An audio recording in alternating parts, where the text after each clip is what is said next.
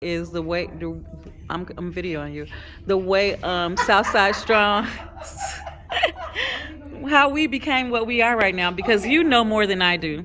Okay, I need you guys to listen because this is very important. We wouldn't even be here if it wasn't for this thought process and how we met and stuff.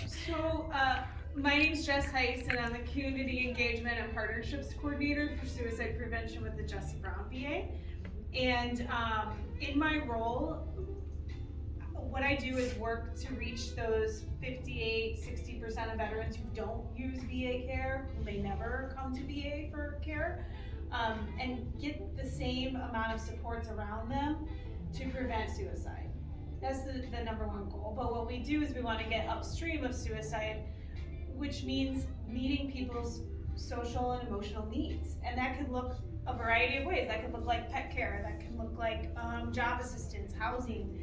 It can look like education, it can look like having fun and crocheting. It can look all kinds of different ways.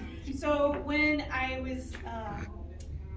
accepted the position, I worked to conduct a landscape of what's going on in the Southland area in terms of suicide prevention, specifically for the BIPOC and women community. And what I found was there was not much going on, except for our already established like suicide prevention programs in the VA. But like as far as outside of the VA, I couldn't really find anything. So what we did is I got a bunch of really motivated and smart people together, and we formed a coalition called Southside Strong. And I'm going to read this so I don't mess it up. But the mission of Southside Strong Coalition is to improve the health and quality of life for BIPOC women, veterans, service members, and their loved ones, and assist those impacted by mental health crises through community advocacy, education, and outreach. And we are dedicated to addressing the cultural stigma about mental health that currently exists in the community. And we want to implement programs that make a difference for those who are struggling and give them an opportunity to step up and volunteer as well. Because when someone has a sense of purpose and a mission in life, they're more well equipped to navigate crisis. Not that you don't enter a crisis state, not that you never have any troubles, but that you have a sense of purpose. And so it's a little easier to get through it.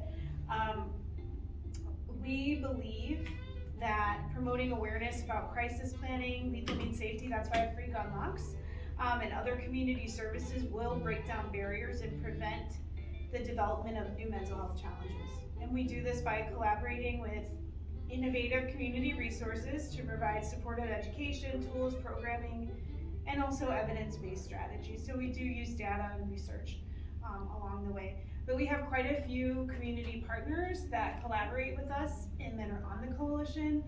And Nicole has been instrumental as far as the group goes in general, but also definitely for this. This space would not be here without her. And so I just wanted to thank you personally and for people for everything that you do. It's just Thank you. It's beautiful and it really touches my heart. Aww. Yeah, because it's not just a job, right? It's a mission that I'm passionate